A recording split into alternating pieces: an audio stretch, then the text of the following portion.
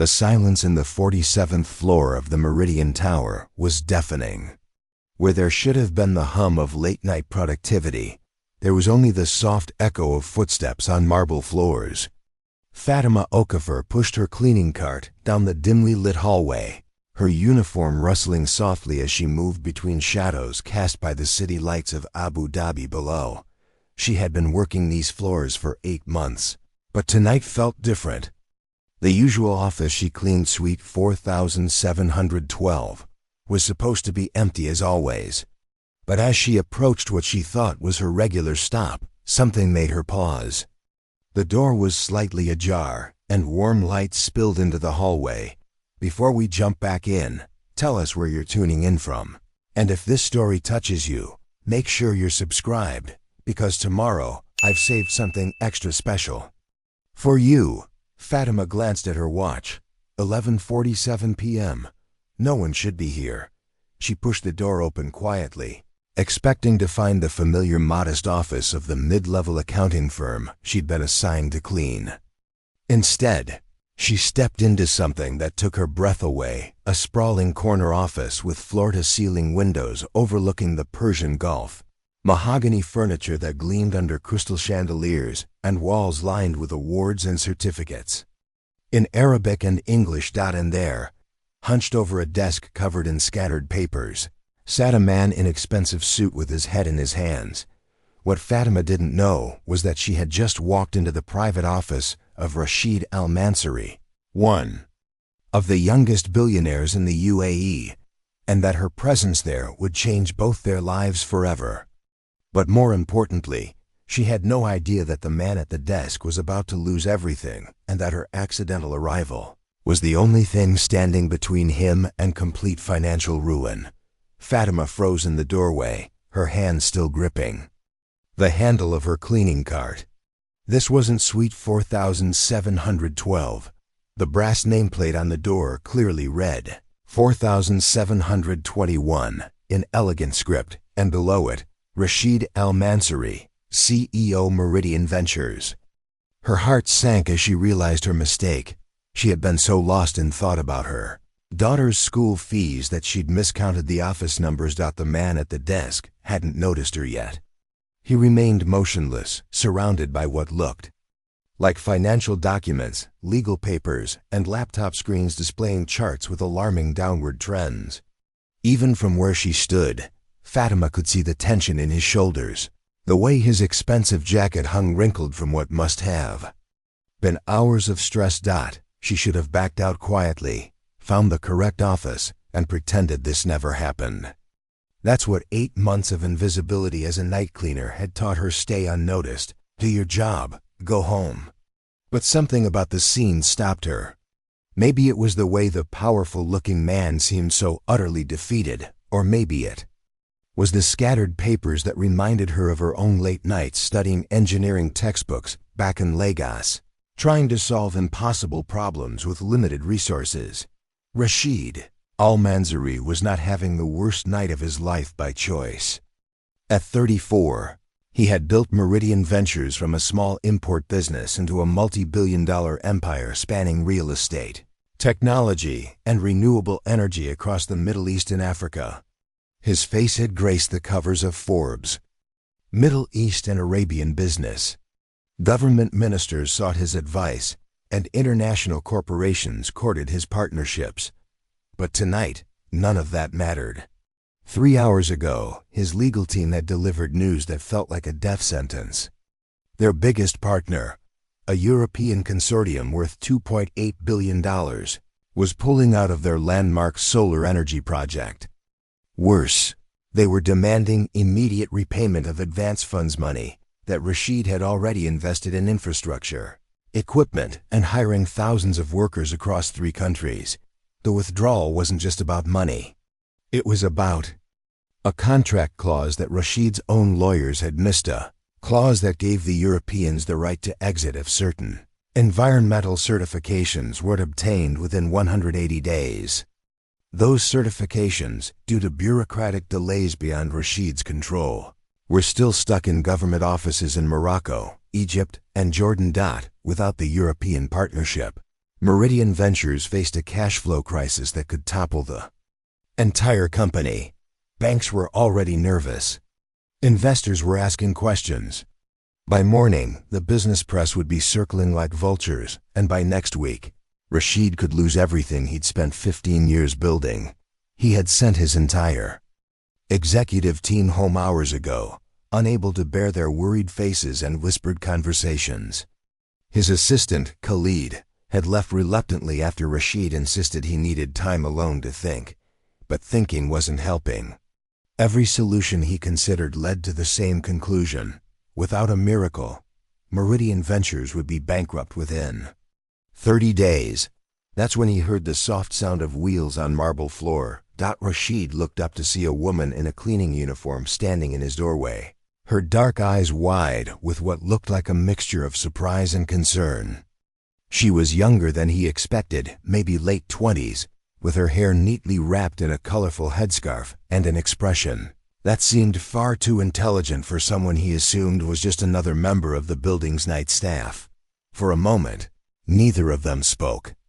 Fatima clutched the handle of her cart, debating whether to apologize and leave, while Rashid found himself curious about this unexpected interruption to his misery. "I'm sorry," Fatima said finally, her voice carrying a slight Nigerian accent. "I think I have the wrong office. I was looking for 4712. Rashid waved a dismissive hand. "It's fine. You're not the only one having a bad night, it seems." Something in his tone made Fatima pause instead of leaving immediately. She had heard that same exhaustion in her own voice during the darkest days after arriving in Abu Dhabi, the sound of someone who had fought as hard as they could and didn't know what to do next. "Are you all right, sir?" she asked, surprising herself with the question. Rashid let out a bitter laugh. "All right? I'm about to lose a $3 billion company because of a piece of paper I signed 2 years ago without reading carefully enough." He gestured at the mess of documents. "So no, I'm definitely not all right." Most people would have offered polite sympathy and excused themselves. But Fatima had spent too many years solving impossible problems to simply walk away from one. Back in Nigeria, she had been the engineer everyone called when projects seemed doomed, the one who found solutions in the spaces between regulations, who saw opportunities where others saw only obstacles. "What kind of paper?" she asked, stepping slightly into the office. Rashid looked at her more carefully. There was something about her question, not the casual curiosity of someone making small talk, but the focused interest of someone who actually understood that complex problems often had surprisingly simple solutions. "A partnership agreement," he said slowly, "with environmental certification requirements that are impossible to meet in time." Fatima nodded thoughtfully. "Which countries?" The question was so unexpected, so specific, that Rashid found himself answering without thinking. "Morocco, Egypt, Jordan. Solar energy installations. We need environmental impact certifications that are stuck in bureaucratic hell." "What type of installations? Grid-connected or off-grid? What capacity?" Now Rashid was staring at her openly. These weren't questions a cleaning lady should know to ask. "How do you—" "I used to work in renewable energy," Fatima said simply, "before I came here." The office fell silent again, but this time it was a different kind of silence. Not the heavy quiet of despair, but the charged atmosphere of possibility. Beginning to take shape. Rashid set down the papers he'd been holding and really looked at the woman standing in his doorway. Her uniform was clean and professional, but her posture wasn't that of someone accustomed to being invisible. She stood like someone used to being listened to, someone who had once had her opinions valued and her expertise sought. "What's your name?" he asked. "Fatima Okafor." "And what did you do in renewable energy, Fatima?" She hesitated for just a moment, as if deciding how much to reveal. "I was a project engineer for sustainable development initiatives. I specialized in navigating regulatory frameworks for cross-border energy projects." The words hung in the air between them, heavy with implication. Rashid felt something he hadn't experienced in hours, a tiny spark of hope. The certifications you're waiting for, Fatima continued, are they all through the same regulatory body in each country, or different agencies? Rashid's heart began to beat faster. Different agencies. That's part of the problem. Each country has its own process, its own timeline. But if they're all for the same type of project, same technology, same environmental standards, Fatima sighed, there might be ways to accelerate the process. Reciprocal recognition agreements, consolidated applications, diplomatic channels. She trailed off, realizing she had said too much. But Rashid was already reaching for his laptop, his exhaustion replaced by sudden energy. "Show me," he said. And in that moment, neither of them realized that Fatima's wrong turn down a corporate hallway was about to become the right turn that would save not just Rashid's company, but transform both their futures in ways neither could have imagined. Preparing and narrating this story took us a lot of time. So if you are enjoying it, subscribe to our channel, it means a lot to us. Now back to the story. Fatima found herself standing closer to Rashid's desk than she had intended, her cleaning cart forgotten by the door. The laptop screen glowed between them, displaying what looked like a complex web of regulatory requirements, deadlines, and legal obligations. For the first time in 8 months, she felt the familiar rush of looking at a technical challenge that others had deemed impossible. "This is the Moroccan application," Rashid said, pointing to a digital folder filled with documents, filed 4 months ago. Still waiting for the Ministry of Energy Transition's Environmental Committee to even schedule a review. Fatima leaned in, scanning the document headers. Her eyes moved quickly across the Arabic and French text, picking out key phrases and regulatory codes. "You filed through the standard EIA process," she observed. "That's your first problem." Rashid's eyebrows rose. "There's another way?" "Not another way, but a faster track."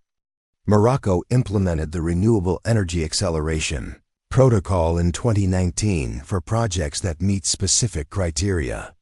Solar installations over 50 megawatts with international partnerships can qualify for expedited review if they demonstrate technology transfer components. She paused, studying his expression.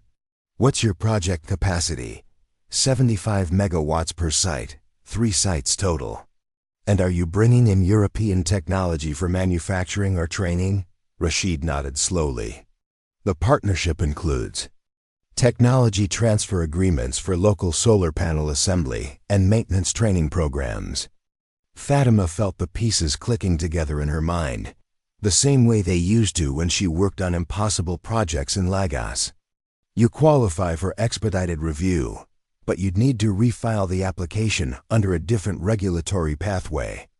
The process requires specific documentation about technology transfer benefits and local job creation impact." For a moment, Rashid just stared at her. Then he sank back in his chair, running his hands through his hair. "My legal team has been working on this for months. They never mentioned any acceleration protocol.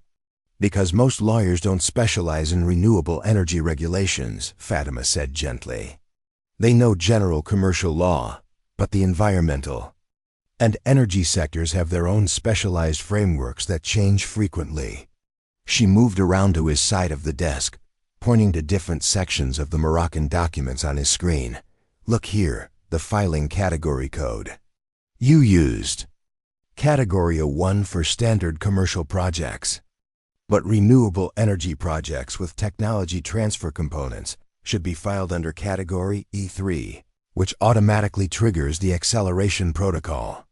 Rashid leaned forward, following her finger as she navigated through the regulatory maze. "What about Egypt and Jordan?" Egypt has a similar program called the Green Energy Fast Track, implemented in 2020. Jordan's Renewable Energy Authority has bilateral agreements with Morocco and Egypt for coordinated approvals on cross-border projects.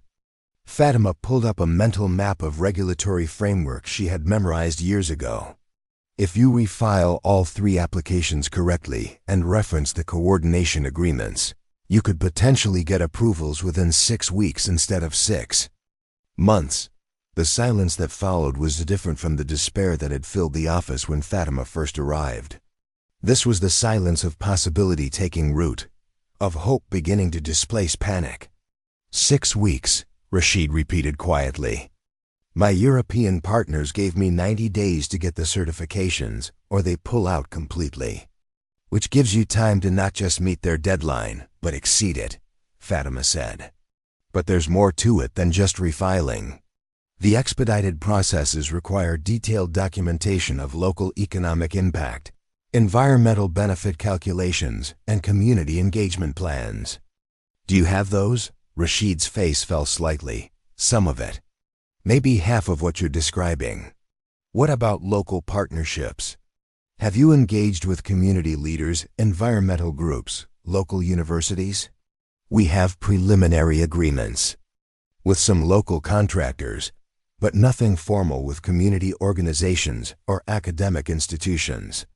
Fatima nodded, her mind already working through the requirements. That's actually easier to fix than the regulatory filings. Community engagement. Documentation can be developed quickly if you approach it strategically. She pulled out her phone and began making notes. You'd need signed letters of support from local environmental groups, memorandums of understanding with universities for research collaboration, and formal agreements with community leaders about local hiring and training programs. And you know how to make all of this happen? Rashid asked, his voice carrying a mixture of amazement and skepticism. Fatima met his gaze steadily. I spent 3 years managing exactly these types of projects across West Africa. Solar installations in Nigeria, Ghana, and Senegal. Same regulatory challenges, same community engagement requirements, same technology transfer protocols. Then, why are you? Rashid gestured toward her uniform, then stopped himself, realizing how the question sounded. Cleaning offices at midnight. Fatima finished the question without offense. Because when I arrived in Abu Dhabi, I discovered that engineering credentials from Nigerian universities don't automatically translate to employment opportunities in the UAE, and because I have a daughter to feed while I figure out how to rebuild my career. The honesty in her voice cut through the professional atmosphere that had developed between them. For a moment, Rashid saw past the woman who might save his company to the person who understood what it meant to have your expertise questioned. Your worth determined by factors beyond your control. What happened to your career in Nigeria? He asked quietly. Fatima was quiet for a long moment, weighing how much to share. The company I worked for lost several major contracts due to political changes. International funding dried up, projects were canceled, and engineers like me became expendable overnight. She managed a small smile. Sound familiar? Rashid laughed despite himself. More than I'd like to admit. The difference is, you have options I didn't have. You have capital, connections, a reputation that opens doors. You just need someone who understands the technical maze you're stuck in. She moved back to the laptop, pulling up the Egyptian. Our EGUL the OR website. Look, I can show you exactly what needs to be done. Egypt's Green Energy Fast Track requires 5 specific documents that aren't mentioned in your current filing. Jordan's process needs 3 additional certifications that can be obtained through their Environmental Ministry's online portal. Her fingers moved across the keyboard with practiced efficiency, navigating regulatory websites in Arabic, English, and French. Within minutes, she had pulled up application forms, regulatory guides, and contact information for officials in all 3 countries. This is incredible, Rashid murmured, watching her work. My legal team has been struggling with this for months. And you're mapping out solutions in real time. Because I've done this before, Fatima said simply. Different countries, same challenges. Renewable energy regulation is my specialty. She pulled up another document. There's something else your legal team probably missed. All three countries have bilateral trade agreements with the UAE that include provisions for expedited processing of joint renewable energy projects. If you structure your applications to reference these agreements, you can shave weeks off the approval timeline. Rashid stood up and began pacing behind his desk, his mind racing.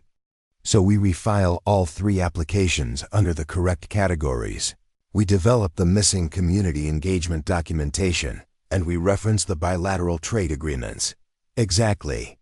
But there's one more component that could make the difference between approval and rejection. What's that? Fatima turned to face him fully.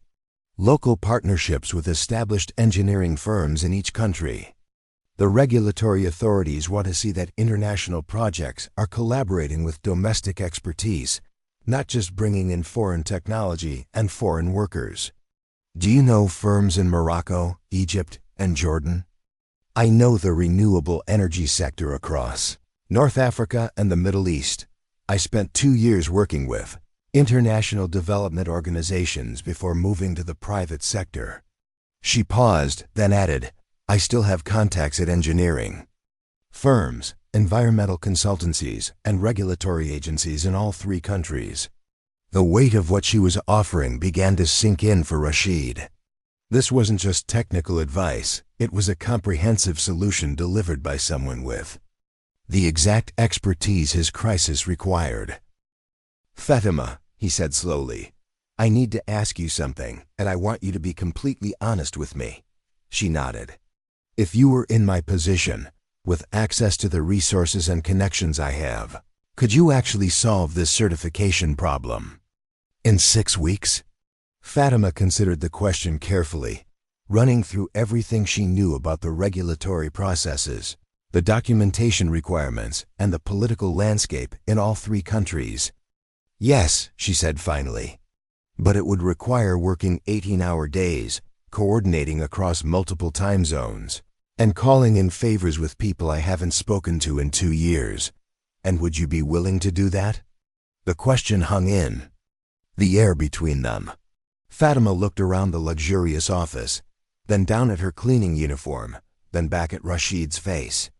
She was being offered a chance to return to the work she loved, to use skills she thought were wasted forever, but she was also being asked to trust a man she had met 20 minutes ago with her professional reputation and personal connections, built over years of careful relationship building.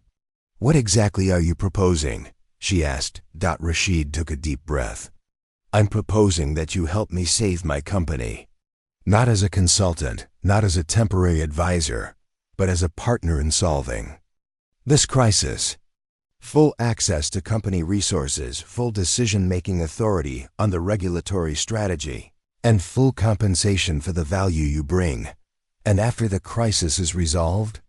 That depends on whether you want to go back to cleaning offices or help me build the largest renewable energy company in the Middle East. The offer was everything Fatima had dreamed of since arriving in Abu Dhabi, and everything she had convinced herself was impossible. But as she looked at the man across the desk, brilliant, desperate, and offering her the chance to reclaim her professional life, she realized that sometimes the most important doors were the ones you walked through by accident.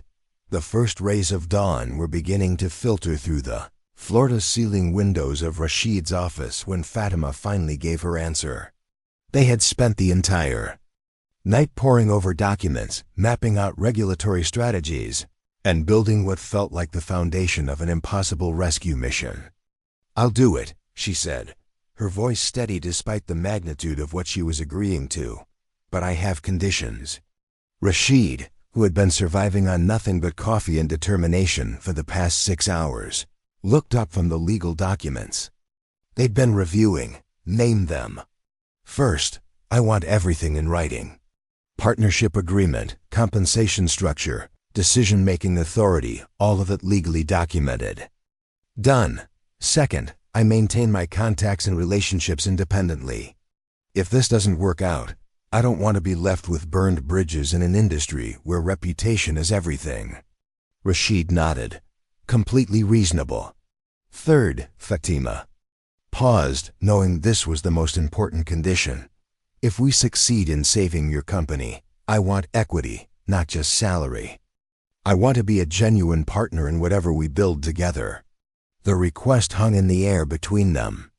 In the past 12 hours, Rashid had gone from facing total financial ruin to contemplating a partnership with a woman he'd met by accident.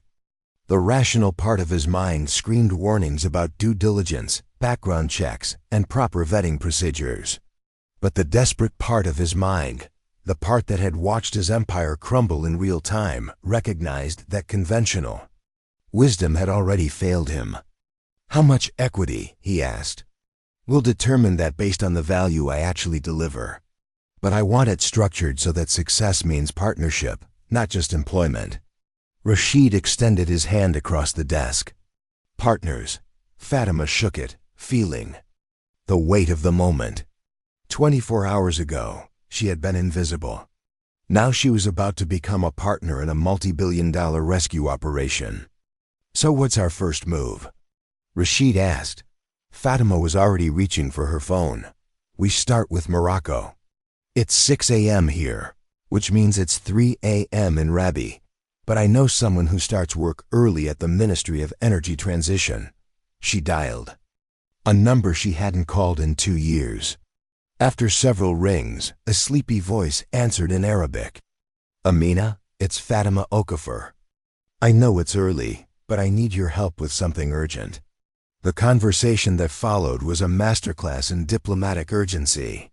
Fatima spoke partly in Arabic, partly in French, explaining the situation without revealing too many details.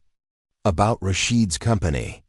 She referenced their previous work together, called in favors accumulated over years of successful collaboration, and painted a picture of an opportunity that could benefit both the regulatory authority and the renewable energy sector in Morocco.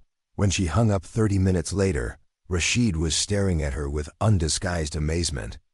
"Amina Ben Ali, Senior Director of Renewable Energy Approvals," Fatima explained. "She remembers the solar project we collaborated on in Senegal 3 years ago. She's agreed to personally review a refiled application if we can get it to her by Friday. That's 4 days from now. Which means we need to have the community engagement documentation, the technology transfer agreements, and the local partnership contracts completed by Thursday." Fatima was already making notes on her phone. "How quickly can your legal team move when they have clear direction?" "When their jobs depend on it, very quickly." "Good, because we're about to find out." She looked up from her phone. "I need you to call an emergency meeting with your entire legal and business development team for 9 a.m. this morning. And I need access to all your project documentation, financial projections, and existing contracts." Rashid reached for his phone to start making calls, then paused. "Fatima, there's something I need to tell you. When my team sees you walk into that meeting, they're going to have questions. Some of them are going to be skeptical about taking direction from someone who ... Someone who was cleaning their offices 12 hours ago?" Fatima finished. "I know. But here's what I've learned. Competence speaks louder than credentials, and results matter more than appearances. Your team will either recognize that I can save their jobs, or they'll watch their company collapse while questioning my qualifications." The confidence in her voice reminded Rashid why he had taken this leap of faith. This wasn't someone asking for a chance. This was someone ready to earn her place through performance. By 8 a.m., Rashid had assembled his core team in the main conference room. His legal director, Samir Hassan, arrived looking confused and concerned. His business development head, Layla El-Zara, came with a laptop full of questions. His chief financial officer, Omar Rashid, walked in with the grim expression of someone who had spent the weekend calculating how long the company could survive without the European partnership. They all sat around the polished conference table, waiting for Rashid to explain why they had been summoned for an emergency meeting after what everyone assumed had been the worst night in the company's history. Fatima walked into the room, still wearing her cleaning uniform but carrying herself with the confidence of someone about to take charge of a crisis. The silence was deafening. "Team," Rashid said, his voice carrying none of the defeat that had characterized it 12 hours earlier. "I want you to meet Fatima Okafor, our new Director of Regulatory Strategy and my partner in solving our certification crisis." Samir was the first to speak. "Rashid, with all due respect, this is not the time for jokes. We're facing a company-ending crisis, and we need serious solutions from qualified professionals." Fatima had expected this reaction. She had faced skepticism before, though rarely so bluntly expressed. Instead of responding defensively, she walked to the front of the room and pulled up the regulatory documents they had been working on all night. "Mr. Hassan," she said, addressing the legal director directly, "you filed the Moroccan application under Category A1 Commercial Project Guidelines. Why didn't you use Category E3 Renewable Energy Acceleration Protocols?" Samir frowned. "I'm not familiar with Category E3 protocols. That's because they're specific to renewable energy projects with technology transfer components, implemented in 2019 as part of Morocco's national energy strategy. Your application has been sitting in a queue for standard commercial projects, when it should have been fast-tracked through specialized renewable energy channels." She clicked to the next document. "Similarly, your Egyptian filing ignored the Green Energy Fast Track program, and your Jordanian application didn't reference the bilateral coordination agreements that could reduce approval time from months to weeks." The room was quiet now, but it was the silence of attention rather than skepticism. Layla, the business development director, leaned forward. "Are you saying our applications were filed incorrectly?" "I'm saying they were filed using general commercial law approaches when specialized renewable energy regulations offer faster pathways. The difference between waiting 6 months and getting approval in 6 weeks." Omar, the CFO, looked up from his laptop. 6 weeks would give us time to meet the European deadline with room to spare. More than that," Fatima continued, "it would demonstrate to your European partners that you have the regulatory expertise to navigate complex international projects efficiently. That's a valuable capability for future partnerships." She pulled up another document. "But refiling the applications is only the first step. The acceleration protocols require comprehensive community engagement documentation, formal local partnerships, and detailed environmental impact assessments that demonstrate community benefit." Samir was taking notes now, his skepticism replaced by professional interest. "How long would it take to develop this documentation? If we work efficiently and leverage existing relationships, we can have everything ready for submission by Thursday. But it requires coordination across multiple time zones, immediate engagement with local partners in 3 countries, and round-the-clock work from this team." Rashid watched his team's faces as they processed what Fatima was telling them.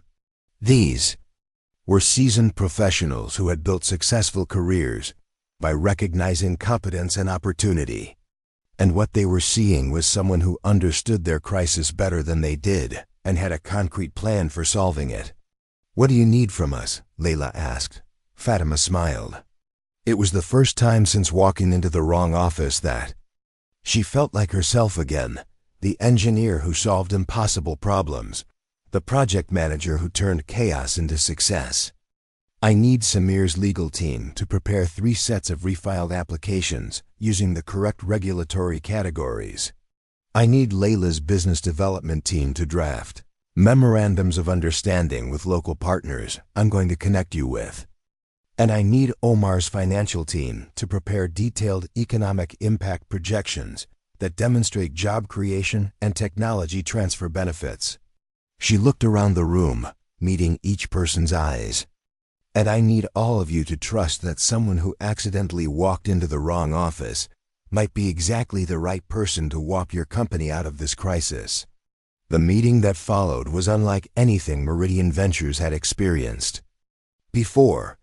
Instead of the careful hierarchies and diplomatic discussions that usually characterized executive meetings, It became a war room where everyone contributed ideas, challenged assumptions, and worked toward a single goal.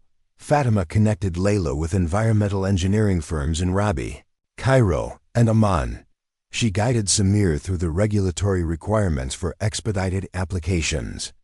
She helped Omar structure financial projections that emphasized community benefits and sustainable development impact. By noon, they had a comprehensive action plan. By evening, they had made contact with local partners in all 3 countries. And by the end of the week, they would know whether Fatima's accidental arrival had saved Meridian Ventures, or whether even the best expertise couldn't overcome the momentum of impending collapse. But as Rashid watched his new partner coordinate a complex international rescue operation from his conference room, he realized that regardless of the outcome, his company would never be the same. And neither would he. Thursday morning arrived with the weight of an approaching deadline. The Meridian Ventures office buzzed with an energy that hadn't been felt in months, not the frantic panic of impending disaster, but the focused intensity of a team working toward a solution they actually believed in. Fatima had barely slept in 3 days. Her small apartment had been transformed into a secondary command center, with documents spread across every surface and her laptop displaying video calls with partners across 3 time zones. Her daughter Zara, now accustomed to her mother's late-night engineering work, had learned to navigate around project papers while getting ready for school. "Mama," Zara had said that morning, "you look like you did back home when you were building the big solar farm." The observation had stopped Fatima cold. For the first time since arriving in Abu Dhabi, she felt like herself again, not the invisible cleaner, not the overqualified immigrant, but the engineer who turned impossible challenges into remarkable successes. Now, standing in the Meridian Ventures conference room at 7 a.m., she was about to find out if 3 days of non-stop coordination had been enough to pull off what everyone had deemed impossible. The table was covered with documents that represented the most comprehensive regulatory submission package any of them had ever assembled. Applications for all 3 countries, each refiled under the correct acceleration protocols. Community engagement agreements signed by environmental groups, local universities, and municipal leaders. Technology transfer contracts with engineering firms in Morocco, Egypt, and Jordan. Economic impact assessments that demonstrated how the projects would create thousands of jobs and transfer millions of dollars in technology investment. Rashid walked in carrying a tablet and wearing an expression that mixed hope with barely controlled anxiety. Status report. Morocco submission is complete and ready for upload, Fatima said, checking her notes. Amina confirmed the ministry will begin review within 24 hours of receiving the package. Egypt is ready. Dr. Mahmoud at the Green Energy Authority is standing by to expedite the review process. Jordan is. She paused, checking her phone. Should be confirmed within the hour. Samir looked up from his laptop. Legal review is complete. On all documents. Everything is properly formatted for each country's specific requirements. Layla was coordinating with their new local partners via video conference. The Moroccan engineering firm has confirmed they can begin environmental assessments immediately upon approval. Egyptian partners are ready to start community engagement documentation. Jordan is requesting 1 additional document for the bilateral trade agreement reference. Omar was running final calculations on his tablet. If we get approvals on the timeline Fatima projected, we'll be able to notify the European partners that we've met their certification requirements with 2 weeks to spare. It was the kind of comprehensive coordination that usually took months to achieve, compressed into 72 hours of around-the-clock effort. But as Fatima looked around the room, at the exhausted but determined faces of the Meridian team, she realized they were about to face their biggest test yet. Her phone rang. The caller ID showed a number from Morocco. "It's Amina," Fatima said, putting the call on speaker. The voice that came through carried the formal tone of official business. "Fatima, I have reviewed your submission package. The documentation is comprehensive and professionally prepared. However, there is a complication. The room fell silent. After 3 days of flawless execution, nobody was prepared for complications. What kind of complication? Fatima asked, her voice steady despite her racing heart. The Minister of Energy Transition has requested a personal presentation of the project before granting expedited approval. He wants to meet with the principals to discuss the technology transfer commitments and community benefit guarantees. Rashid leaned toward the phone. When? Tomorrow. 2 p.m. in Rabi. The presentation will determine whether your project receives expedited approval or returns to the standard review process. After Amina hung up, the conference room erupted in discussion.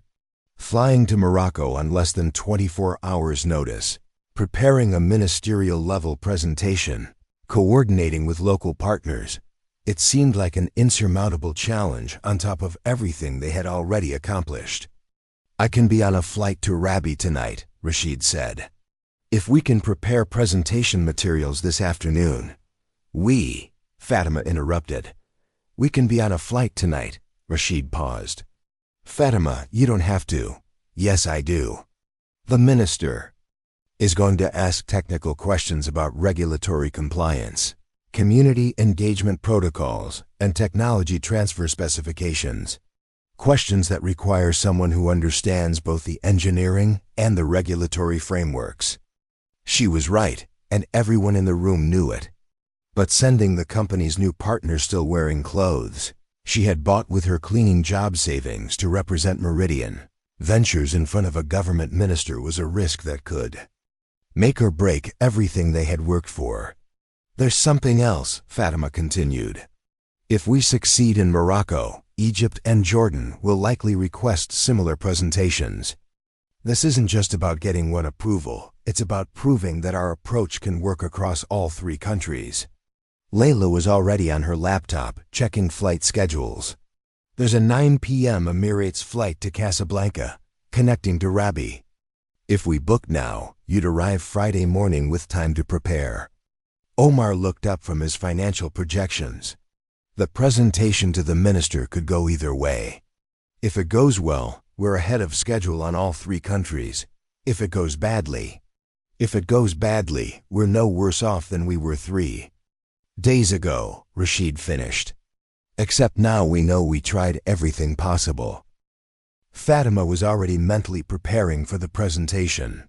I'll need copies of all the technical specifications, the community engagement contracts, and the financial projections, plus contact information for our Moroccan partners, if the cost contact information for our Moroccan partners. Minister wants real-time confirmation of local support. I want to be able to provide it. The next few hours became a masterclass in crisis preparation. Presentation slides were designed and redesigned. Technical documents were translated into French and Arabic. Local partners were briefed on potential questions and responses. Every detail that could influence the minister's decision was reviewed, refined, and prepared for instant access. But as afternoon turned to evening and departure time approached, the weight of what they were attempting began to settle on everyone's shoulders. This wasn't just about saving Meridian Ventures anymore. It was about proving that unconventional partnerships could produce extraordinary results. Rashid and Fatima arrived at Abu Dhabi International Airport carrying presentation materials, backup documentation, and the hopes of an entire company. As they waited in the business class lounge, the magnitude of their journey hit them both. Are you nervous? Rashid asked. Fatima considered the question. Terrified, she admitted, but not about the presentation. I know the technical material, I understand the regulatory requirements, and I believe in what we're proposing. Then, what terrifies you? The possibility that this works. That we actually pull this off and transform your company and my life in ways neither of us can predict. She looked out at the planes preparing for departure. 3 days ago, I was invisible. Tomorrow, I'll be representing a billion-dollar company to a government minister. That's a level of responsibility and visibility that changes everything. Rashid nodded slowly. For what it's worth, I haven't felt this confident about a business challenge in years. Not because I'm sure we'll succeed, but because I know we're approaching it with the right expertise and the right partnership. Their flight was called, and as they boarded the plane to Morocco, both of them understood that they were crossing more than geographical boundaries. They were entering a phase of their partnership where success would validate everything they had risked, and failure would leave them, both starting over from positions worse than where they had begun. The plane lifted off into the desert night, carrying two partners toward a presentation that would determine not just the fate of a company, but the future of an unlikely alliance that had begun with a wrong turn down a corporate hallway. 8 hours later, they would be sitting across from a government minister in Rabi, defending a rescue plan that had seemed impossible just 4 days earlier. But as Fatima reviewed her presentation notes during the flight, she felt the same certainty that had driven her to speak up in Rashid's office that first night. Sometimes the most important doors were the ones you walked through by accident. And sometimes the most successful partnerships were the ones that began with taking impossible risks on complete strangers. The real test was about to begin. The Ministry of Energy Transition building in Rabi stood like a modernist monument to Morocco's renewable energy ambitions. Glass panels reflected the morning sun, while solar arrays along the rooftop demonstrated the country's commitment to sustainable technology. As Fatima and Rashid approached the main entrance, both carrying presentation materials and the weight of their company's future, the building seemed to symbolize everything their project represented. They had spent the morning in their hotel conference room making final preparations, coordinating with their teams back in Abu Dhabi, and ensuring that every technical detail was ready for scrutiny. Fatima had changed into a professional dark blue suit that Rashid had insisted on purchasing during their brief stop in Casablanca. Partners dress like partners, he had said firmly when she protested the expense. Now, walking through the ministries, marble corridors lined with photographs of Morocco's renewable energy achievements, Fatima felt the familiar pre-presentation focus settling over her. This was the moment when months of planning, days of preparation, and years of accumulated expertise would either prove sufficient or fall short. Ms. Okafor, Mr. Al-Mansouri, welcome to Morocco.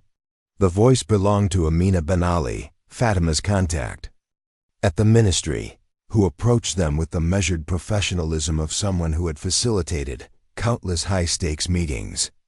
But her warm handshake with Fatima carried the personal touch of their previous successful collaboration. The minister is very interested in your project, Amina continued as she led them through security checkpoints and up to the executive floors. He has reviewed your submission materials and is particularly curious about the technology transfer components and community engagement strategies. Any specific concerns we should be prepared to address? Rashid asked. Minister Benki is known for asking detailed questions about implementation timelines and measurable outcomes. He'll want to understand exactly how your project will deliver, the benefits you've promised, and within what time frame. They entered a conference room that overlooked the Bou Regreg River, where Minister Khalid Ben-Chirain was waiting with 2 senior advisors and a stack of documents that Fatima recognized as their submission package. The minister was younger than Fatima had expected, perhaps in his early 50s, with the alert gaze of someone accustomed to evaluating complex proposals and making decisions that affected millions of people. Mr. Al-Mansouri, Ms. Okafor, thank you for making the journey to Rabi on such short notice, the minister said in accented English, rising to shake their hands. I have studied your proposal with great interest. Please have a seat. As they settled around the polished conference table, Fatima noticed that the minister's attention seemed equally divided between her and Rashid, a sign that their partnership was being evaluated as much as their project proposal. I will be direct, Minister Benki began. Morocco has approved dozens of renewable energy projects over the past 5 years. Some have delivered extraordinary results for our communities and our economy. Others have promised much and delivered little. He opened their submission package. Your proposal is impressive on paper, but I need to understand whether you have the expertise and commitment to deliver what you promise. Rashid began to respond, but the minister raised a hand.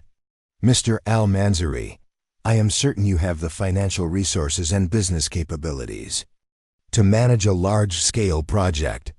What I am less certain about is whether your team understands the regulatory complexity and community sensitivity required for success in Morocco. The minister turned to Fatima. Ms. Okafor, I understand you have experience with renewable energy projects in Africa. Can you tell me about a specific project where you overcame significant regulatory or community challenges? This was the moment. Fatima had been preparing for not just during the flight to Morocco, but throughout her entire career. She took a breath and began describing a solar installation project she had managed in northern Nigeria, where initial community resistance had threatened to derail a project that eventually became a model for sustainable development across West Africa. The community leaders in Kaduna State were initially skeptical because previous international projects had promised local benefits but delivered primarily for outside investors. She explained, "We spent 6 months building relationships, understanding local priorities, and redesigning our approach to ensure that community ownership was built into the project structure from the beginning." Minister Benkirain leaned forward, interested. "What specifically did you change?" "We restructured the project so that 30% of the energy generated was reserved for local community use at subsidized rates. We established a local training center that would continue operating after project completion. And we created a profit-sharing mechanism that gave the community a direct financial stake in the project's long-term success." One of the minister's advisors made notes while Fatima continued. The result was not just community support, but community partnership. Local leaders became advocates for the project. Local workers became skilled technicians who could maintain the installation independently, and the financial returns to the community created a sustainable model that was replicated in 6 other states. "And how does this experience apply to what you're proposing in Morocco?" the minister asked. Fatima pulled out a detailed chart showing their community engagement strategy.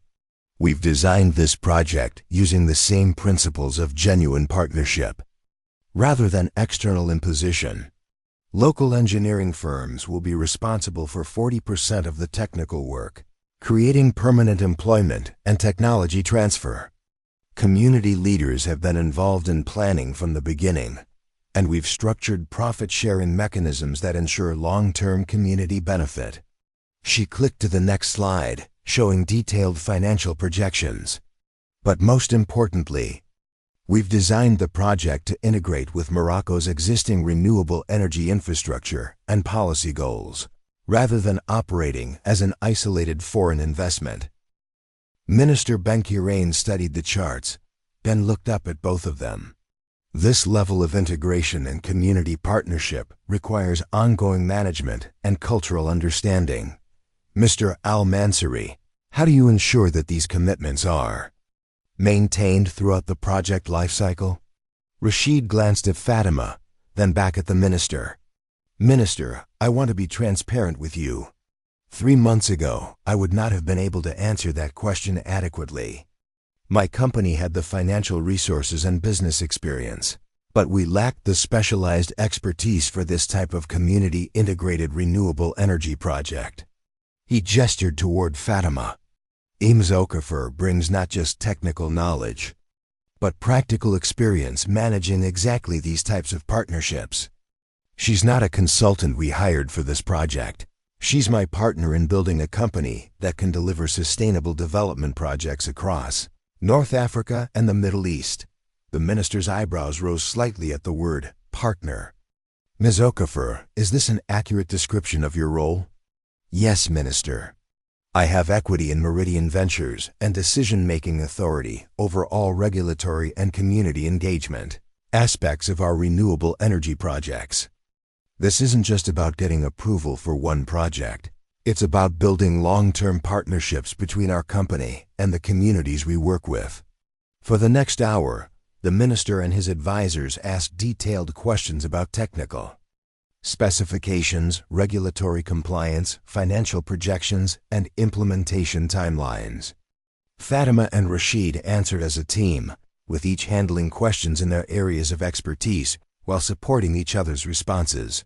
The questions grew increasingly specific. How would they handle equipment delays? What were their contingency plans for regulatory changes? How would they measure and report community benefit outcomes? What were their protocols for environmental monitoring? With each question, Fatima felt more confident that their preparation had been sufficient. But she also realized that this presentation was about more than technical competence. It was about demonstrating the kind of partnership and cultural understanding that sustainable development projects required. Finally, Minister Benki closed their submission package and leaned back in his chair. I have one final question, and I want both of you to answer. Fatima and Rashid waited. This project, if approved, will be closely watched by other international investors, by our communities, and by other governments in the region. If it succeeds, it could become a model for how foreign investment can create genuine partnership with local communities. If it fails, it could set back international renewable energy cooperation for years. The minister looked directly at each of them. Why should Morocco take that risk with your partnership? Rashid answered first. Because, Minister, we're not asking you to take a risk on an untested approach. We're asking you to approve a project designed by someone who has already proven this approach works, implemented by a company with the resources to execute it properly, and structured to deliver measurable benefits that your ministry can track and verify. Fatima added, and because, Minister, sustainable development requires partnerships between people who understand different aspects of complex challenges. Mr. Al-Mansuri understands business and finance. I understand engineering and community engagement. Together, we can deliver projects that neither of us could accomplish alone. Minister Benki was quiet for a long moment, consulting with his advisors in rapid Arabic. Finally, he turned back to them. Ms. Okafor, Mr. Al-Mansuri, I am prepared to grant expedited approval for your project under two conditions. Fatima's heart raced, but she kept her expression neutral. First, you will submit quarterly reports directly to this ministry, documenting community benefit outcomes and local employment numbers. Second, you will allow our technical advisors to visit the project sites at any time to verify compliance with your commitments. Absolutely, Rashid said immediately. Then congratulations. Your project is approved for expedited processing. You should receive formal certification within 10 days. As they shook hands with the minister and his team, Fatima felt a surge of accomplishment unlike anything she had experienced since leaving Nigeria. But more than that, she felt the validation of an approach to partnership and sustainable development that she had spent years refining. Walking out of the ministry building into the Rabi sunshine, Rashid turned to her with a grin that transformed his usually serious expression. One down, two to go, he said. But Fatima was already thinking beyond the remaining approvals. They had just proven that their partnership could succeed at the highest levels of international business and government relations. The question now was how far they could take it. The news of Morocco's approval reached the Meridian Ventures team in Abu Dhabi at 3 p.m. local time, just as the office was settling into the afternoon rhythm. Samir was the first to see Rashid's message in the group chat. Morocco approved, formal certification within 10 days. Fatima was brilliant. Within minutes, the conference room filled with team members who had barely slept for a week, all talking at once about what the success meant for Egypt and Jordan. But as the initial excitement subsided, The weight of what came next began to settle in. Layla was on her laptop, coordinating with their Egyptian contacts. Dr. Mahmoud at the Green Energy Authority has been following our Morocco submission. He wants to schedule a video conference for tomorrow morning to discuss accelerating Egypt's review process. Omar looked up from his financial projections, which he had been updating in real time. If we can replicate the Morocco timeline in Egypt and Jordan, we'll have all certifications completed 2 weeks ahead of the European deadline. That's not just saving the partnership, that's demonstrating capability that could lead to additional projects. But it was Karim, Rashid's assistant, who voiced what everyone was thinking. The Europeans have been watching our progress. Word is getting out that we're solving the certification crisis. There are rumors that other companies are interested in similar partnerships if we can prove our approach works consistently. Meanwhile, 3,000 miles away in Cairo, Dr. Mahmoud El-Rashidi was having his own strategic conversation. As Deputy Director of Egypt's Green Energy Authority, he had spent the morning reviewing the Morocco approval and the detailed documentation that Fatima had shared with her network of regional contacts. The phone call he made to his counterpart in Jordan would set in motion a chain of events that neither Fatima nor Rashid could have anticipated. Yusuf, Dr. Mahmoud said to Dr. Yusuf Al-Khatib at Jordan's Renewable Energy Authority, "Have you seen the Meridian Ventures submission that came through the bilateral coordination channel? The Moroccan-approved project?" "Yes, we received the coordination notification this morning. What's your assessment?" "Impressive. More comprehensive than most international submissions we see. The community engagement documentation is particularly thorough." Dr. Al-Khatib paused. "But what's interesting is the lead engineer, Fatima Okafor. I remember that name from the West Africa Sustainable Development Conference in 2019. She presented a paper on cross-border renewable energy regulatory harmonization." Dr. Mahmoud's interest sharpened. "You know her work? Know it? Her regulatory framework model is being used by 3 countries in West Africa. She's one of the most respected renewable energy engineers in the continent." Dr. Al-Khatib was quiet for a moment. "What's someone of her caliber doing with a UAE investment firm? Building something significant, from what I can tell. The question is whether Egypt and Jordan want to be part of it." The conversation that followed would reshape how both countries approached international renewable energy partnerships. But in Abu Dhabi, Fatima and Rashid were dealing with more immediate challenges. They had returned from Morocco to find that success had created its own complications. 3 international engineering firms had contacted Meridian Ventures about potential partnerships. 2 European energy companies had requested meetings about joint ventures. And most surprisingly, the UAE's Ministry of Energy had called to inquire about advising on the country's renewable energy development strategy. "We're not ready for this level of attention," Fatima said, reviewing the stack of partnership inquiries that had accumulated during their 48-hour absence. "We haven't even completed our current project, and we're being approached about opportunities that could multiply our workload by 10. Rashid was going through similar materials, but his expression showed opportunity rather than concern. "Fatima, this is how business growth happens. Success creates visibility, visibility creates opportunities, and opportunities create the foundation for building something much larger than we originally planned. But it also creates the risk of overextending ourselves before we've proven we can deliver on our current commitments." It was a tension that would define the next phase of their partnership, balancing the momentum of unexpected success with the discipline needed to execute their existing plans flawlessly. The resolution came in the form of 2 phone calls that arrived within an hour of each other. The first was from Dr. Mahmoud in Cairo, who had coordinated with Dr. Al-Khatib in Jordan to propose something unprecedented: a joint Egypt-Jordan approval process that would evaluate both countries' certifications simultaneously. using Morocco's approval as a precedent for expedited processing. Ms. Okafor, Dr. Mahmoud explained during the video call that included both Egyptian and Jordanian regulatory officials.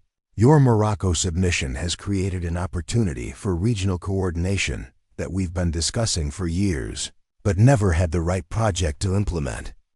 Dr. El-Khatib joined the conversation from Amman.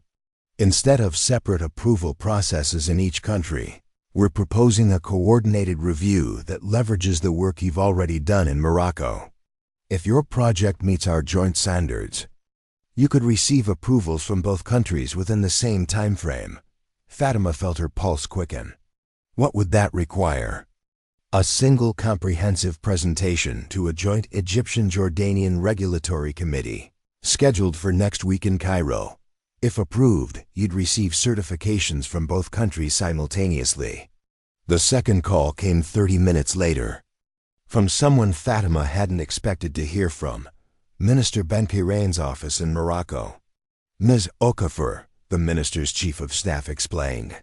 Minister Benkirane has been contacted by his counterparts in Egypt and Jordan about your project. He's proposing something that has never been attempted in North Africa. A trilateral renewable energy partnership agreement that would streamline approvals for similar projects across all three countries. The implications hit Fatima immediately. You're talking about creating a regional framework using our project as the pilot. Exactly. If successful, this framework could serve as a model for renewable energy cooperation across the entire Middle East and North Africa region. Minister Benkirane would like to invite you and Mr. Al-Mansouri to participate in a trilateral ministerial meeting next month to formalize this framework. After the call ended, Fatima and Rashid sat in silence, processing what they had just heard. Their crisis rescue project was evolving into something that could reshape international renewable energy cooperation across an entire region. Do you realize what's happening? Rashid asked finally. We're accidentally becoming pioneers in something much bigger than we planned, Fatima replied. Not accidentally. This is happening because we approached a complex problem with the right expertise and the right partnerships. The regional coordination wasn't our goal, but it's the logical result of our approach. Fatima was already thinking through the implications. If we accept these opportunities, we're not just saving your company anymore. We're positioning ourselves to become the leading renewable energy development firm in the Middle East and North Africa. Is that something you want? It was the question that had been lurking beneath all their strategic discussions. When Fatima had agreed to help solve Rashid's certification crisis, she had been focused on immediate survival, getting back into engineering work, proving her expertise, securing her daughter's future. But the partnership they had built was creating opportunities neither of them had imagined. 6 months ago, I was cleaning offices and wondering if I'd ever use my engineering degree again, Fatima said slowly. Now I'm being invited to ministerial meetings about regional renewable energy policy.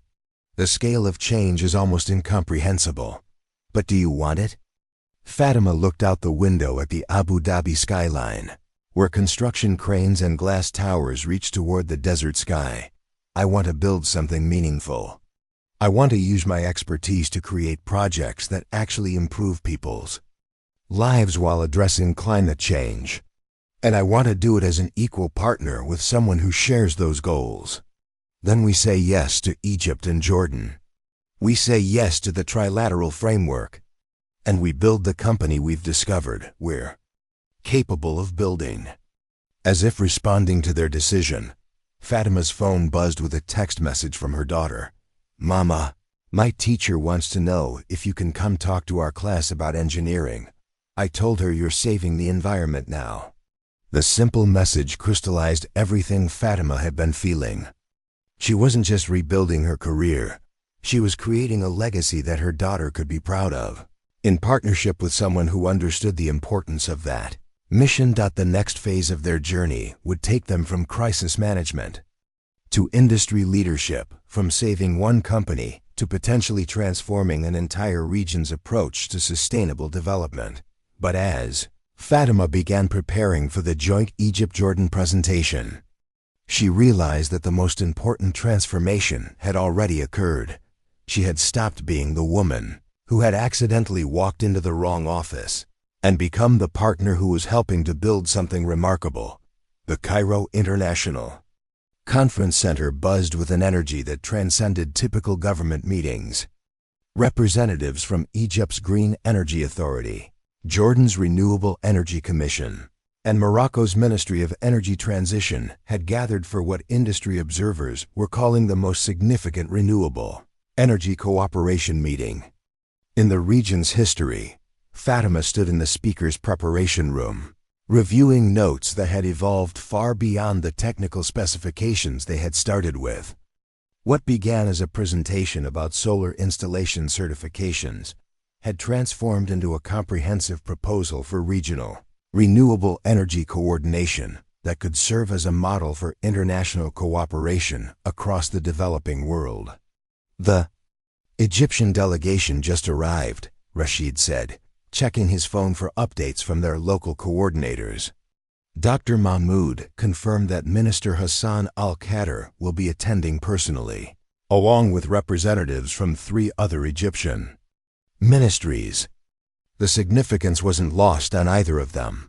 When government ministers cleared their schedules to attend technical presentations, it meant the conversation had moved beyond project approvals to policy frameworks that could influence billions of dollars in future investment. Any word from the Jordanian delegation? Fatima asked, making final adjustments to the presentation slides they had spent the previous week refining. Dr. Al-Khatib texted that Minister Rania Kuda is flying in specifically for this meeting. She's bringing the Deputy Minister of Economic Development and representatives from Jordan's Investment Promotion Agency. Fatima felt the familiar pre-presentation focus settling over her, but this time it carried weight that went far beyond personal career advancement. The framework they were about to propose would either establish them as leaders in regional renewable energy development or expose them as overambitious partners who had exceeded their expertise. The conference room they entered was designed for exactly this type of high-level regional cooperation. Flags from Egypt, Jordan, and Morocco were displayed prominently, while simultaneous translation equipment ensured that technical discussions could proceed in Arabic, English, and French as needed. Minister Hassan al-Khader, a veteran of Egypt's renewable energy development since the early 2000s, opened the session with remarks that immediately elevated the conversation beyond their specific project. Colleagues from Jordan and Morocco, we are here today not just to evaluate a single solar installation project, but to consider whether that project can serve as a foundation for the kind of regional energy cooperation that our countries have been discussing for decades. Minister Rania Kuda from Jordan added, the coordination protocols being proposed by Meridian Ventures address regulatory challenges that have hindered cross-border renewable energy investment throughout the Middle East and North Africa. If we can demonstrate that these protocols work effectively, we create a framework that could attract significantly more international investment to the region. The responsibility of what they were representing hit Fatima with full force. This wasn't just about proving their company's competence. It was about demonstrating that private sector innovation could solve public sector coordination challenges that governments had struggled with for years.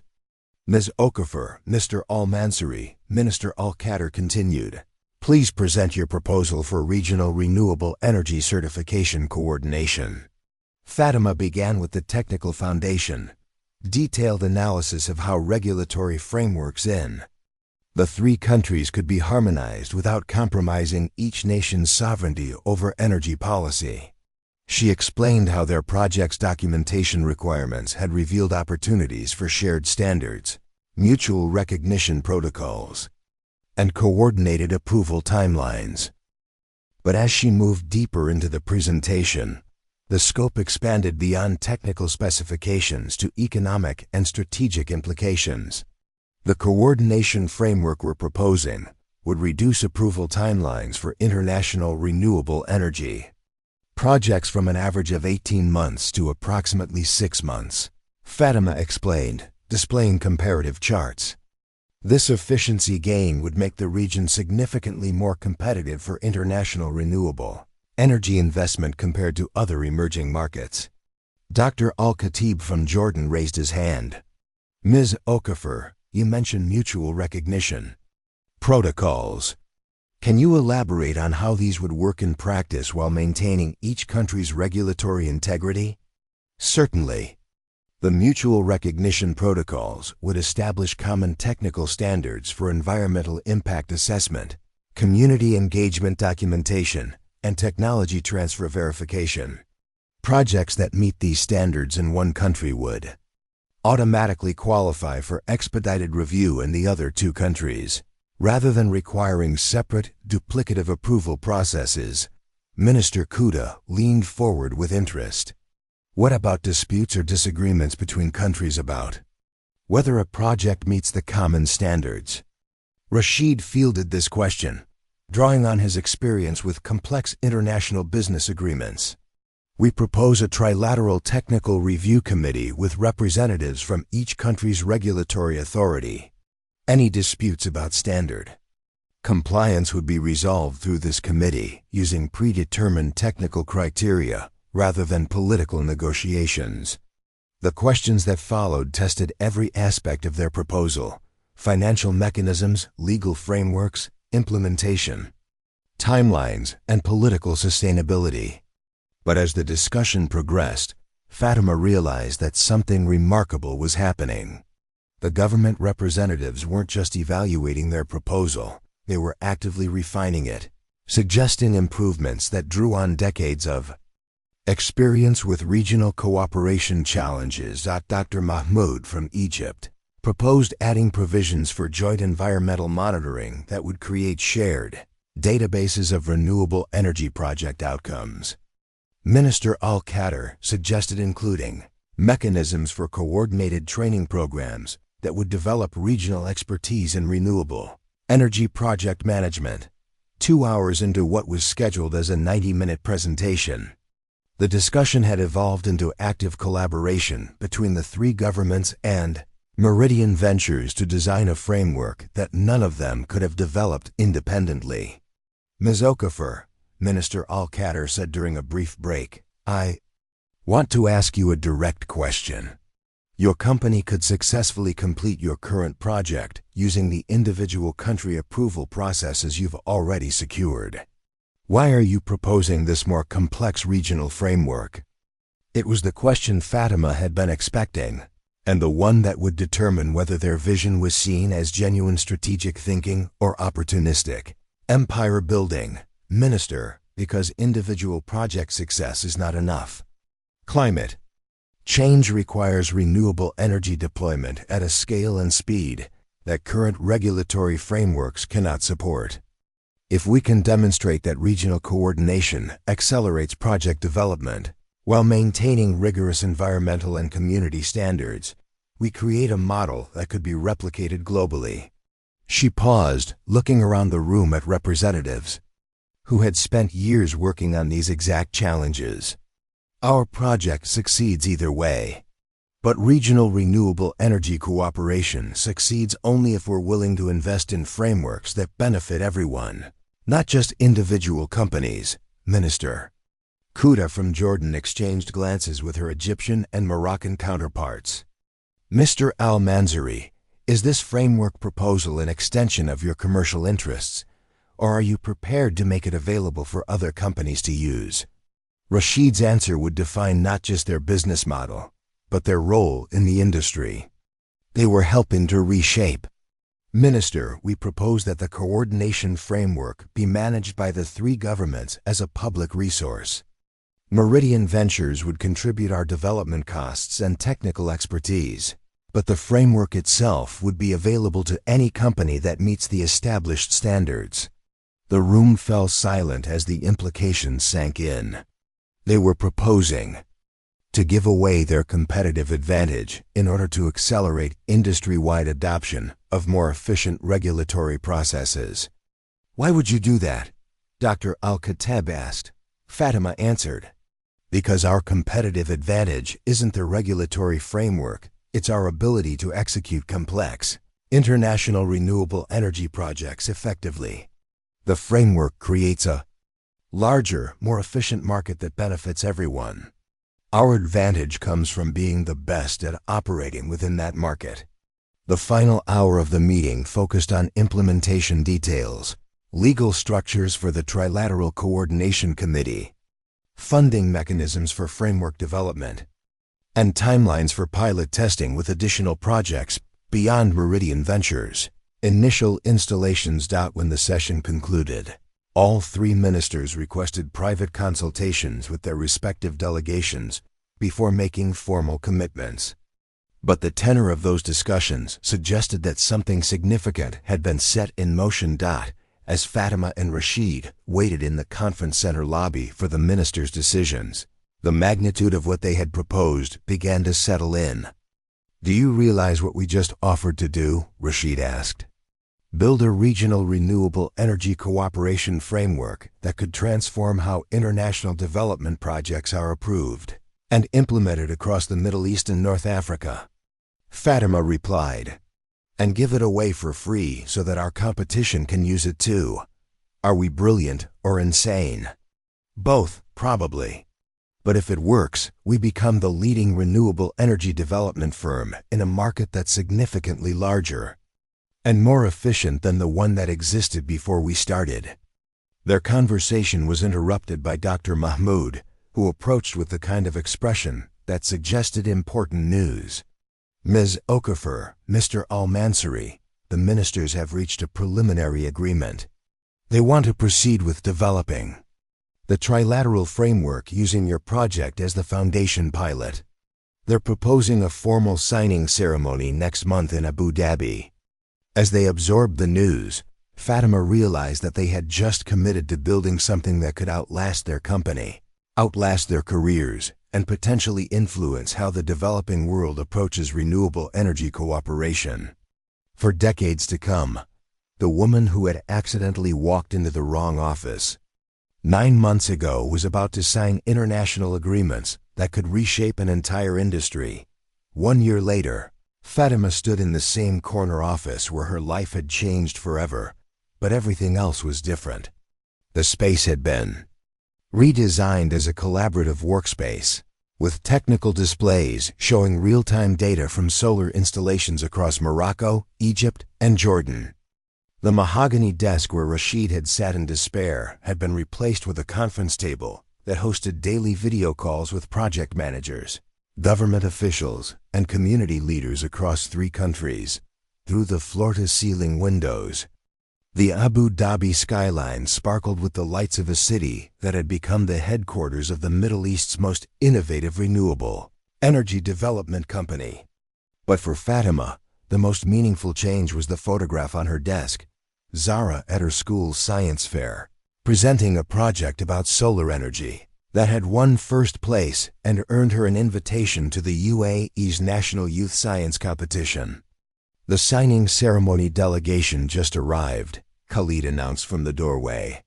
Rashid's former assistant had become Meridian Ventures Director of International Relations, coordinating the complex logistics of managing projects across multiple countries and time zones. Today marked the formal launch of the North Africa Renewable Energy Coordination Framework, the system that had grown from their desperate attempt to save a failing company into a regional policy innovation that was already being studied by governments in sub-Saharan Africa, Southeast Asia, and Latin America. Rashid entered the office carrying tablets displaying the real-time economic impact data they would present to the assembled ministers, international investors, and media representatives. The numbers told a story that neither of them could have imagined during that first desperate night. $2.8 billion in renewable energy investment attracted to the region over the past year, 15,000 permanent jobs created, and approval timelines for international renewable energy projects reduced by an average of 14 months. Are you ready for this?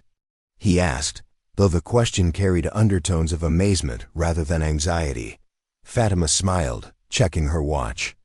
In 30 minutes, she would address an audience that included 3 government ministers, representatives from the World Bank and International Finance Corporation, and delegations from 12 countries interested in implementing similar cooperation frameworks. "I've been ready for this my entire career," she said. "I just didn't know it would happen like this." The journey from crisis to triumph had been marked by moments that seemed impossible to predict, but inevitable in retrospect. The trilateral framework had been signed 6 months ago in a ceremony that made international headlines as a new model for South-South cooperation in renewable energy. Their first coordinated projects had exceeded performance targets for energy generation, community employment, and environmental impact. Most significantly, 3 additional companies had successfully used the framework to develop their own regional renewable energy projects, proving that the system could work beyond Meridian Ventures' specific expertise. But perhaps the most profound transformation had been personal. Fatima had evolved from invisible immigrant to internationally recognized expert in renewable energy policy. She had been invited to speak at conferences in Geneva, Singapore, and Sao Paulo. The United Nations Environment Program had appointed her to an advisory committee on sustainable development financing. Her professional journey had been featured in case studies taught at business schools across 3 continents. Yet as she prepared for today's ceremony, Fatima found herself thinking not about global recognition, but about a conversation she'd had with her daughter the previous evening. "Mama," Zara had said while they reviewed her science fair presentation together, "my teacher says you're famous now. But you still help me with my homework and make my favorite dinner on Fridays. How do you stay the same when everything else changes?" The question had crystallized something Fatima had been feeling but hadn't articulated. Success had amplified her capabilities and expanded her opportunities, but it hadn't changed her fundamental motivation. She was still the engineer who believed that technical expertise should be used to solve problems that improved people's lives. She was still the mother who wanted to build a world where her daughter could pursue any dream without artificial barriers.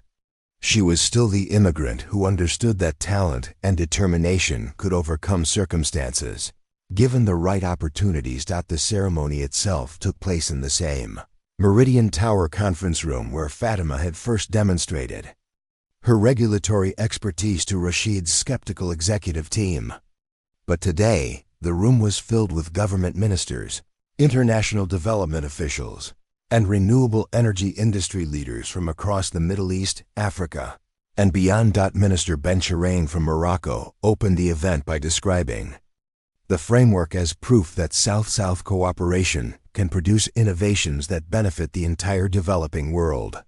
Minister Al-Qadr from Egypt emphasized the framework's potential for replication in other regions and other industries. Minister Kuda from Jordan highlighted the economic development outcomes that demonstrated how regulatory innovation could accelerate sustainable development.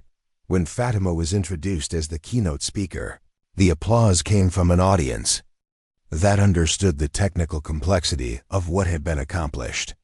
But as she looked out at the assembled representatives, she realized that her most important audience was much smaller: Rashid, who had taken the risk of partnering with a stranger; her team, who had worked impossible hours to transform an idea into reality; and her daughter, who was watching via live stream from her school.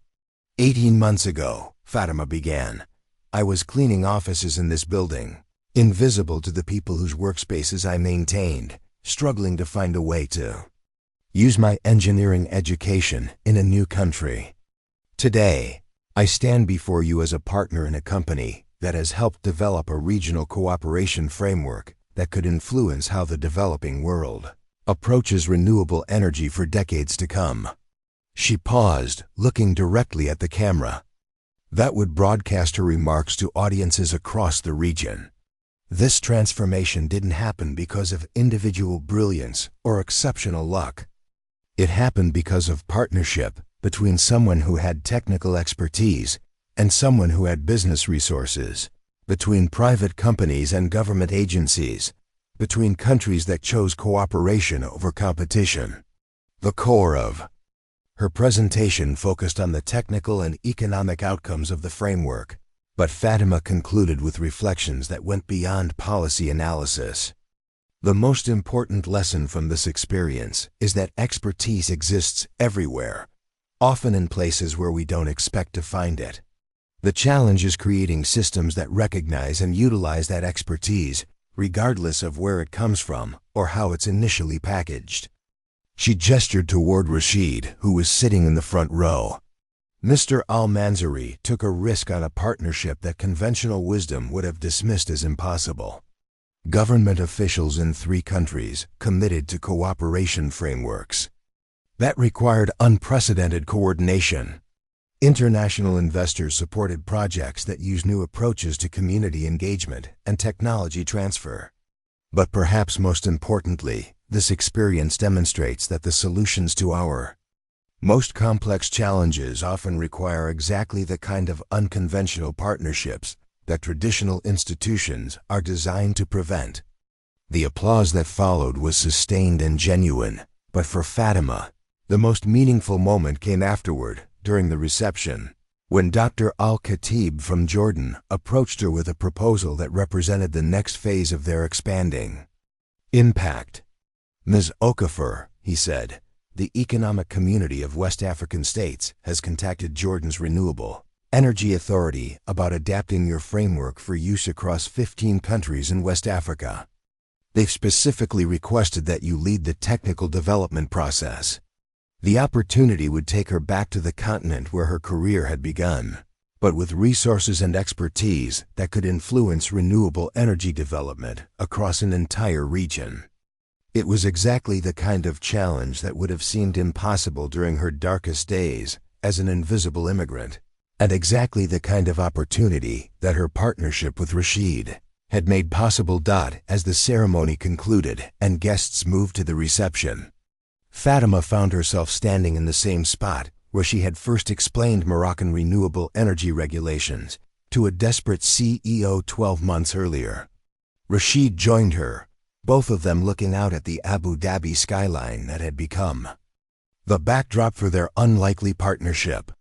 "Any regrets about walking into the wrong office that night?" he asked. Fatima laughed. "It wasn't the wrong office. It was exactly the right office at exactly the right time. I just didn't know it yet." "So what's next for the partnership that started with a cleaning cart and some regulatory expertise?" "West Africa," she said, showing him Dr. Al-Khatib's proposal on her phone. 15 countries, millions of people who could benefit from renewable energy access, and governments that want to learn from what we've built here. Rashid studied the proposal, his expression shifting from surprise to excitement. "When do we start?" The question crystallized everything their partnership had become, not just a successful business relationship, but a collaboration that had discovered its mission through solving one crisis and was ready to take on challenges that could influence sustainable development across multiple continents. As they began planning their next phase of expansion, Fatima realized that the most profound transformation hadn't been her journey from cleaning lady to international renewable energy expert. It had been the discovery that partnerships built on mutual respect, complementary expertise, and shared commitment to meaningful impact could create opportunities that neither partner could have imagined alone. The woman who had accidentally walked into the wrong office had become the architect of frameworks that could reshape how the developing world approaches renewable energy cooperation. And she was just getting started. Up next, you've got 2 more standout stories right on your screen. If this one hits the mark, you won't want to pass these up. Just click and check them out. And don't forget to like, subscribe, and turn on the notification bell so you don't miss any upload from us.